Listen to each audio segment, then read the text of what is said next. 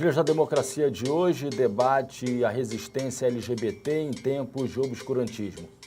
Os nossos convidados são Luciana Vieira, professora do Departamento de Psicologia da UFPE e gestora da diretoria LGBT, e Felipe Souza, estudante da UFPE e diretor do programa LGBT no Ar.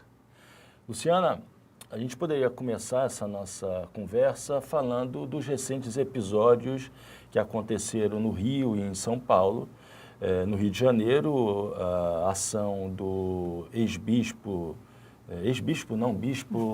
licenciado da Igreja Universal do Reino de Deus e atual prefeito da cidade do Rio de Janeiro, Crivella, que recorreu à justiça para proibir a comercialização, a venda de uma revista em quadrinhos onde aparece uma foto de duas personagens se beijando. E também o episódio que aconteceu em São Paulo, quando o prefeito de São Paulo, o João Dória, também solicitou, ordenou, proibiu uma série de livros didáticos que tocavam na temática LGBT. Como é que você vê esses dois episódios em duas cidades, que são cidades muito importantes da política, da economia brasileira e da cultura brasileira? Uhum. Eu acho que para analisar esses dois episódios, a gente tem que fazer um recortezinho histórico, retroceder um pouquinho no nosso momento histórico e pensar a polarização, né, que ocorreu no Brasil desde a aproximação às eleições, né, para presidente. Então, essa... 2018. de 2018, né? A gente da diretoria LGBT, a gente vem sentindo, né, esses efeitos desde o ano passado, né? Então, esses ataques, eles fazem parte, me parece, de um projeto mais amplo, né? Que tem um recorte, primeiro, no sentido, assim, de você se direcionar ao seu eleitorado, né? No caso, esses dois governantes têm eleitorados bastante específicos, né? E, ao mesmo tempo, esse combate ou esse ataque, né, a essa pauta que a gente poderia chamar de uma pauta dos costumes, né? Que, em alguma medida, serve também, não que essa temática ela seja inferior, né, ou que a gente deve desconsiderá-la, mas ela muitas vezes ela serve como uma cortina de fumaça para problemas maiores que a gente está vivendo, né, no âmbito da economia, né, de perdas de direitos em relação, por exemplo, ao desmonte, né, da própria... Da pesquisa, da Previdência. Da Previdência, da reforma trabalhista, enfim. Então, me parece que esse ataque ele está dentro desse leque de desconstruções ou de desmonte, né, que vem acontecendo no nosso país, que obviamente passa também pelo desmonte da educação, né, porque a gente sabe, né, e eu falo isso com bastante tranquilidade, porque penso dessa forma e vivo dessa forma, que a educação é o canal, né, de possibilidade de mudança, né, de concepção do mundo, né, de desconstrução de verdades e normalidades estabelecidas. Então, esse ataque, ele, ao mesmo tempo, me parece que ele serve como uma cortina de fumaça, né, para esse desmonte mais macro, né? Ao mesmo tempo, ele serve para fortalecer um determinado segmento, né, do eleitorado. E a outra questão que eu falei, que é esse ataque, né, aquilo que a gente vem ao longo dos últimos anos, nos últimos 10 anos, pelo menos, né, avançando em termos de direitos em relação à comunidade LGBTI+. Né? E claro, assim, que todo esse ataque, né, agora indo especificamente para o caso específico do Rio e São Paulo, eles partem de concepções extremamente arcaicas em relação a, por exemplo, concepção de família, porque no discurso que o Crivella, ele colocou, né, nas redes sociais, ele coloca esse ataque, né? Essa censura. Não teria sido ao censura livro, nem um ato homofóbico, mas sim de defesa da família. De defesa da família, né? Então, primeiro é um equívoco completo e absoluto, porque ele está falando de que família se trata. Qual é essa família que ele está dizendo que está defendendo? É a família heterossexual, branca e burguesa? Um modelo que no Brasil ele está longe de ser hegemônico, né? Só a gente não precisa nem pensar nas famílias homoparentais, mas se a gente pensar nas novas configurações, das ditas novas configurações familiares, né, de recasamentos, né, de irmãos que passam a conviver, de famílias do primeiro casamento do pai ou da mãe, famílias chefiadas por mulheres, que é a maior realidade, apenas por mulheres, né, que é a maior realidade do Brasil. Então, é um determinado modelo de família, né, que ele tenta responder, que é essa família, que é esse modelo de família que é, vamos dizer assim, muito disseminado dentro, né, do espectro que ele faz parte, né? Agora, Felipe, a reação foi inesperada. Inesperada para o prefeito do Rio de Janeiro, porque as notícias são de que cresceu vertiginosamente o número de vendas e de presença de público na Bienal, além das manifestações que ocorreram, os beijaços que aconteceram. Foi surpresa para você isso? Eu acho, na minha visão, que tem se formado cada vez mais uma rede de apoio muito forte à pauta LGBT. E nesses momentos que essas redes aparecem. E, por surpresa, acho que a pessoa que mais esteve à frente desse movimento a favor da presença da pauta LGBT dentro da Bienal foi um homem heterossexual branco, classe média alta, que começou essa rede, que no caso é Felipe Neto, que começou essa movimentação. Distribuiu 14 mil livros. A gente sempre fala na diretoria que ninguém abre mão do privilégio. É uma fala que a gente sempre leva para as nossas conversas, que é como a gente usa os nossos privilégios a favor do próximo. E é isso que uma rede de apoio à causa LGBT tem que fomentar. É usar nosso lugar de privilégio para que essas pessoas as minorias sociais, possam também encontrar seu lugar dentro da sociedade, né? E você vê a possibilidade desse exemplo, que foi uma reação inesperada, né? Foi um movimento reativo muito rápido, muito veloz. Se repetir em outras oportunidades? A gente vê com frequência na diretoria, né? Que a gente recebe ataques também com frequência. E à medida que esses ataques aparecem, também a nossa rede se fortalece. Então, nosso dia a dia isso é uma coisa recorrente. A gente tem movimento de psicólogos ao nosso lado, tem pessoal do direito que está sempre com a gente também. Então, para o movimento LGBT, dá uma sensação de que a gente não está sozinho. E isso é muito importante, porque a gente, muitas vezes, em muitos ambientes, está sozinho. Aí ter essa rede, hoje em dia, é o que está fazendo o movimento LGBT seguir firme, né? Com esses ataques. E o que me chamou também a atenção foi a criatividade, né? Quer dizer, isso é uma marca da resistência LGBT, a criatividade no momento da reação a uma violência crônica sofrida? Eu acho que a gente não tem outra saída. Porque, assim, ou nós somos criativos e resistimos, ou nós morremos, né? Assim, só quem não pode resistir, só quem pode escolher, né, na atualidade, não ser criativo ou não resistir é quem está num lugar extremamente privilegiado.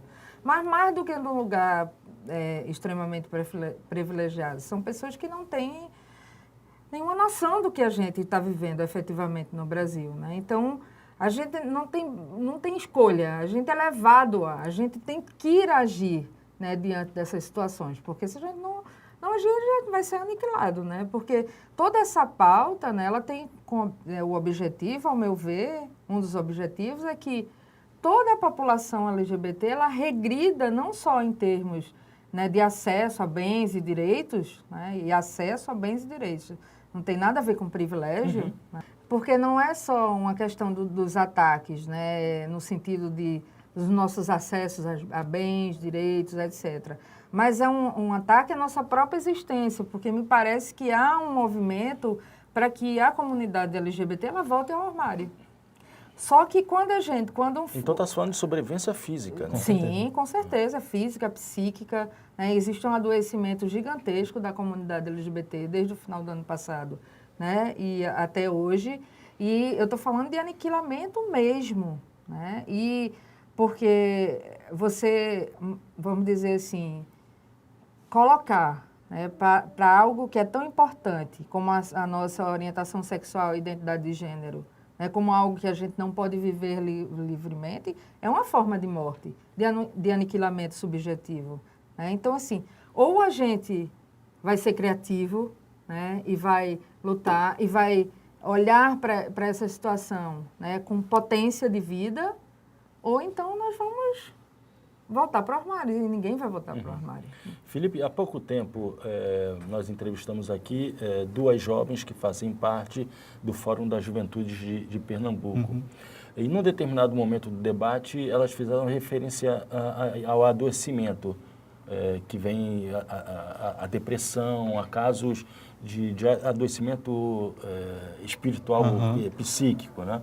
E Luciana acabou de falar disso também, né?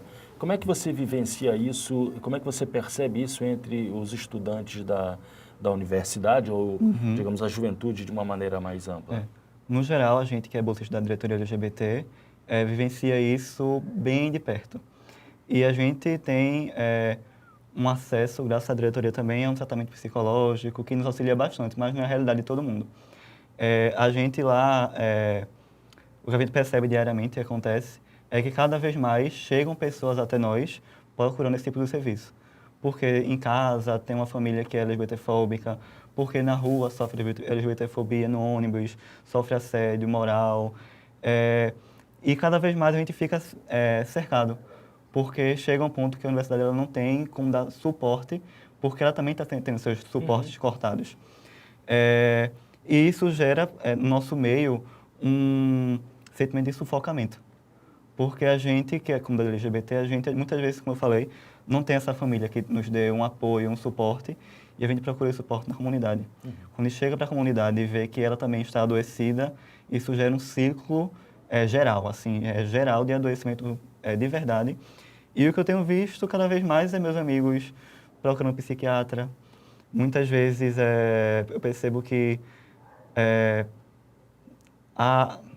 porque eu não posso diagnosticar, mas a ansiedade no dia a dia, a gente trabalha com campanhas de conscientização sobre a ansiedade no meu departamento de comunicação na Federal, enquanto DA, e é um sentimento assim que é geral. A gente está sempre procurando esses mecanismos de defesa, usando nossa criatividade, porque é o que a gente tem, porque os meios de comunicação de massa também estão no movimento que a gente não está entendendo o que é que está acontecendo agora, se estão a favor da gente ou se estão contra a gente.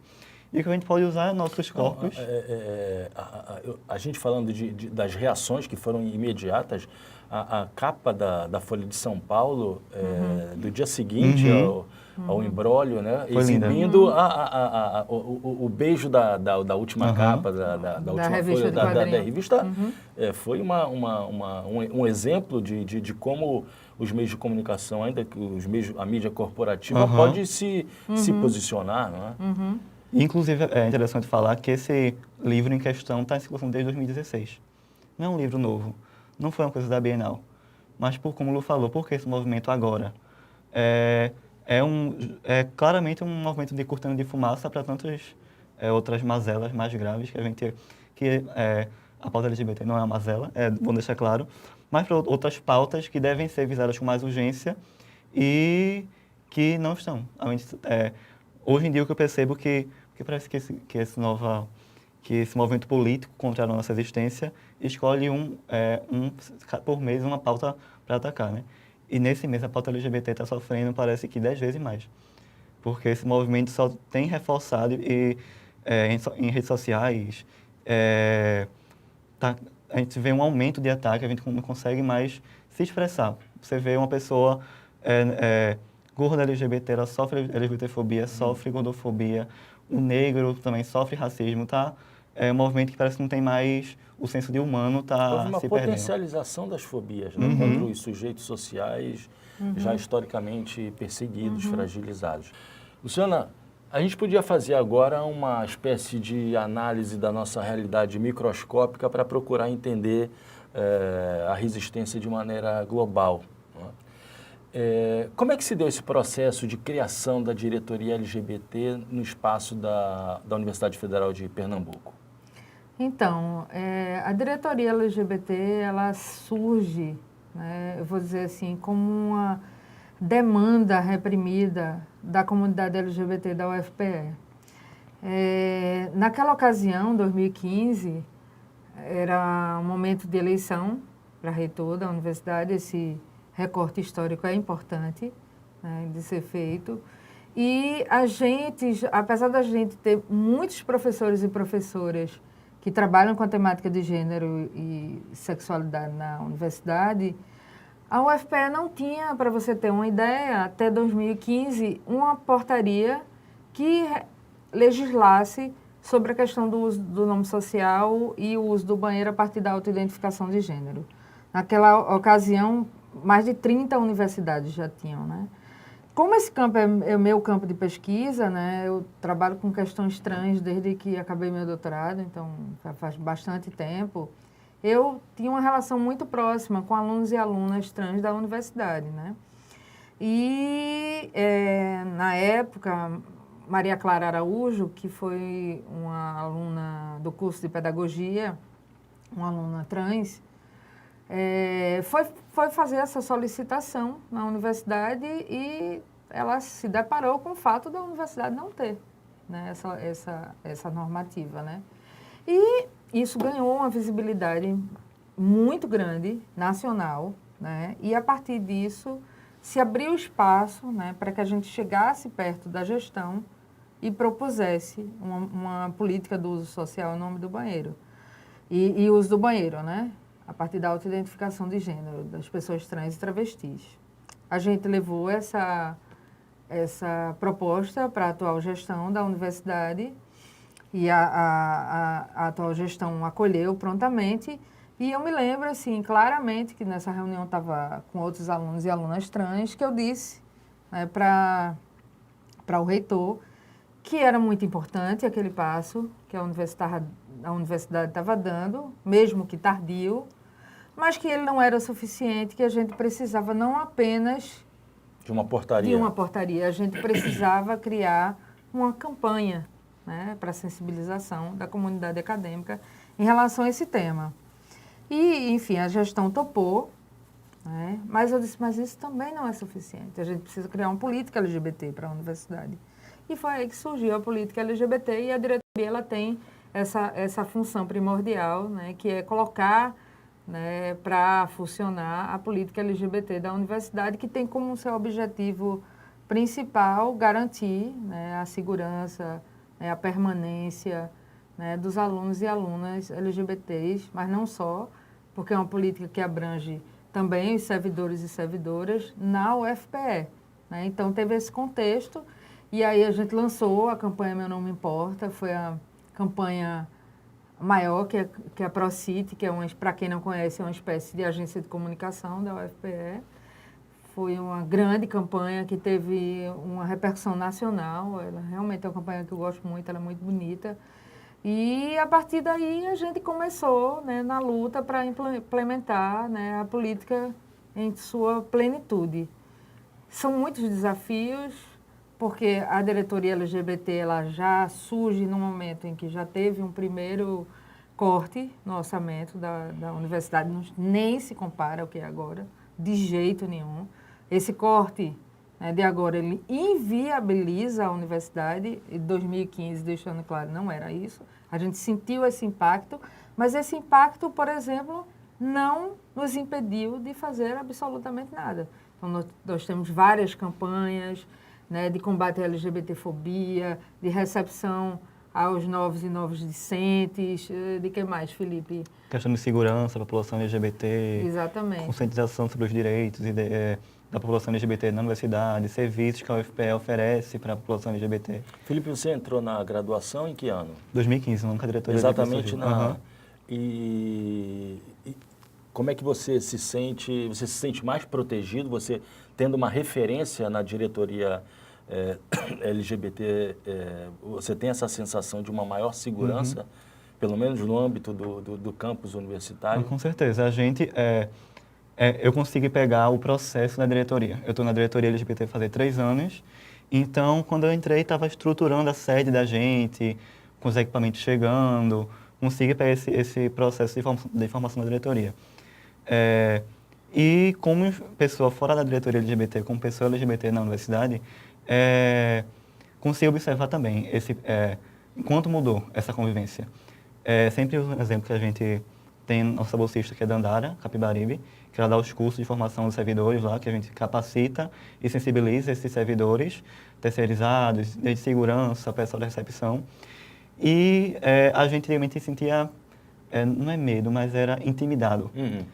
Seja pela parte de segurança, a gente tem os recortes de classe e raça, que são marcadores bem fortes na universidade, porque mesmo com essas políticas de inserção, a universidade, majoritariamente, ela é um ambiente ainda burguês e branco da elite. E a gente, como eu também entrei, foi a primeira turma da cota para negros, o sentimento que eu tinha era de não pertencimento. Eu estou num ambiente que eu mereço estar aqui, eu fiz uma prova igual a todo mundo, mas eu não pertenço. Por muito tempo eu tive esse sentimento. E hoje em dia eu não tenho mais. Porque hoje em dia eu sei que meu lugar é reconhecido na universidade, enquanto estudante, porque eu tenho um órgão que me protege. Voltando à Dandara, que dá esses cursos de capacitação e sensibilização aos servidores, ela sempre fala que antigamente ela passava pela Federal e o pessoal cantava música evangélica para ela, como forma de reprimir ela. Hoje ela passa, não só ela, como outras meninas trans também, e o pessoal fala, professora Dandara, professora fulana, tenha um respeito ao seu lugar. Essas pessoas que vêm da sociedade, fora da nossa bolha acadêmica, que nos enxergam como pessoas produzentes. Pessoas que parece que é um movimento contrário ao que o atual governo quer fazer, que é nos insignificar enquanto pessoas contribuintes à sociedade. E a diretoria fez com que a gente fosse enxergado enquanto pessoa contribuinte. Essa é uma das razões pelas quais o atual presidente da República odeia tanto a Universidade Pública Federal, né? Esses exemplos demonstram que aquilo ali não é um espaço de doutrinação ideológica, é um espaço de afirmação da cidadania. Mas Luciana, vocês têm uma análise, fizeram uma avaliação sobre o número de denúncias nesse período? Existe alguma tendência de crescimento ou de declínio do número de relatos de violência sofridas dentro do campus universitário? Então, eu costumo dizer assim, que a UFPE está dentro, né, do Recife, que está dentro de Pernambuco e está dentro do Brasil. Então, seria inimaginável nós, né, pensarmos que a universidade seria um espaço livre de LGBTfobia. Isso não existe, né? Não existe em nenhum lugar do mundo, independente de políticas avançadas ou não. O que a política LGBT ela consegue fazer é isso que Felipe falou, né? Então, é minimizar, né, o máximo possível qualquer possibilidade, né, de ataque a essa população. Mas os ataques, eles acontecem. Acontecem do corpo docente em relação ao corpo discente, de discente entre os discentes. Não tem marcador, né, que nos proteja ou nos, vamos dizer, nos livre de ser aquele que vai produzir um tipo de violência dessa, né? Mas voltando à questão que você me colocou, eu falei muito de ações que dizem respeito ao núcleo de comunicação, né? A gente tem um outro núcleo, que é um núcleo de formação e pesquisa, que era esse que Felipinho estava se referindo, né? Então, dentro desse grupo, desse núcleo, a gente colocou no SIGA, que é o nosso sistema, né, de acesso, que a comunidade acadêmica tem acesso às suas notas, né, nós, professores e professoras, né, plano de ensino, enfim. A gente colocou no ar uma pesquisa que é, sem sombra de dúvidas, a maior pesquisa já feita no Brasil em universidade pública. Foi uma parceria com a Universidade Federal do Rio Grande do Sul, a partir do professor Henrique Nardi, que é do meu grupo da ANPEP. Que é? ANPEP? Associação Nacional de Pesquisa em Pós-Graduação em Psicologia. E aí, ele nos propôs essa parceria, a gente topou, obviamente, só que a gente ampliou a pesquisa em relação a essa original, né? Então, a nossa pesquisa ela tem 2 grandes objetivos. Mapear o perfil da comunidade LGBT da UFPE, porque a gente não sabe quem é essa comunidade, e a gente sabe, para se criar uma política pública efetiva, a gente precisa conhecer, né, a população que essa política se destina. E, além disso, a gente buscou medir a LGBTfobia dentro da UFPE. A gente está na fase de análise desses dados. A gente teve 4.000 pessoas que responderam a essa pesquisa. Então, a gente saiu da primeira parte de tratamento de dados, agora a gente vai iniciar a análise propriamente dita. Era um questionário com... Era um questionário com mais de 30 perguntas, era imenso. E no final do questionário tinha perguntas abertas que era exatamente para avaliar o nosso trabalho, que é muito importante para a gente, esse feedback maior. Porque a gente faz intervenções na universidade, né, para avaliar nosso trabalho. A gente qual é a perspectiva de saída dos resultados? Eu acho que final de outubro, porque é uma pesquisa muito grande, né? Então deve estar saindo. Mas eu posso te falar muito de uma sensação, né, que a gente tem e que está presente na fala de Felipe, assim, né, de realmente uma diminuição dessas denúncias, né? Mas, como eu estou te falando, eu estou te falando mais de uma impressão do que a gente sente, e eu gostaria de depois trazer dados mais significativos, né? E, realmente, a questão, a gente sabe que é histórico no Brasil o problema em relação à segurança pública, né? A gente sabe que essa segurança, ela tem pública e privada, né? A gente sabe que essa segurança, ela tem um recorte de atuação extremamente racista, né? E LGBTfóbico, isso não era diferente na universidade, mas realmente a gente conseguiu construir uma parceria muito interessante com a Superintendência de Segurança Institucional, e a gente está capacitando todos os servidores e os terceirizados que são ligados a esse setor da universidade. E o que a gente escuta é isso que Felipe falou, né? Então, que é, vamos dizer, algo inédito também numa universidade pública brasileira, né? Ter uma instância, né, que vai capacitar toda a universidade, porque esse é o objetivo, em relação a temáticas de gênero e sexualidade. Então, a gente passou pela segurança, ainda está capacitando a segurança, já passou pelo Hospital das Clínicas, tem os núcleos de atendimento à saúde de estudantes, a gente também capacitou. A gente capacitou todos os agentes públicos ligados à limpeza da universidade, são 450.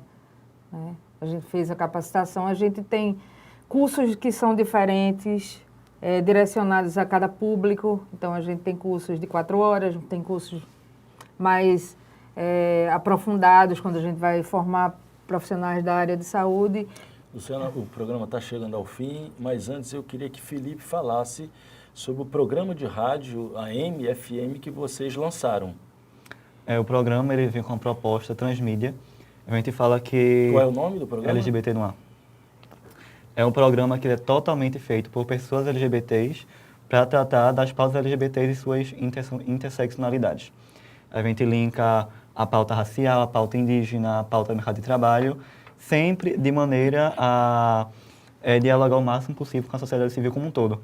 A gente fala que nosso objetivo não é educar todo mundo sobre a pauta LGBT. Se a gente conseguir educar, sensibilizar uma mãe que tem um pensamento LGBTfóbico, essa mãe tratar o filho dela ou a filha dela, que é LGBT, de forma mais humana, a gente conseguiu cumprir nossa missão. O programa está indo ao ar todas as quintas-feiras, na Rádio Universitária e na Rádio Paulo Freire AM, e às 20 horas. E ele é um programa transmídia. A gente tem esse programa de rádio que trata dessas temáticas semanais, e ligado a ele tem mais 6 produtos que a gente divulga semanalmente. A gente tem um site que a gente alimenta com editoriais sobre a temática, a gente faz entrevistas. Então, quem estiver fora do estado de Pernambuco vai poder acompanhar também a... E também, podcast. Podcast também semanal, que é, enfim, produtos que consigam aumentar o leque de possibilidades de debate sobre aquela temática da semana. E a gente também tem a nossa avatar virtual que a gente criou, que o nome dela é Kimberly, que ela é ficcional, uma mulher trans, negra, que conversa nas redes sociais da gente com o público, quem conversa essa avatar virtual. E basicamente é isso. Convidar o pessoal para seguir a gente no Instagram, que é o tem o LGBT UFPE, que é da diretoria LGBT, e o do programa é o LGBT no Ar. Então, vida longa ao programa e à diretoria LGBT da Universidade Federal de Pernambuco. Muito obrigado. Muito obrigado, Luciana. Muito obrigado, Felipe. Obrigada. E o Trilhas da Democracia volta na próxima terça-feira, às 9h30 da noite, com reapresentação aos domingos, às 7 horas da noite. Até lá.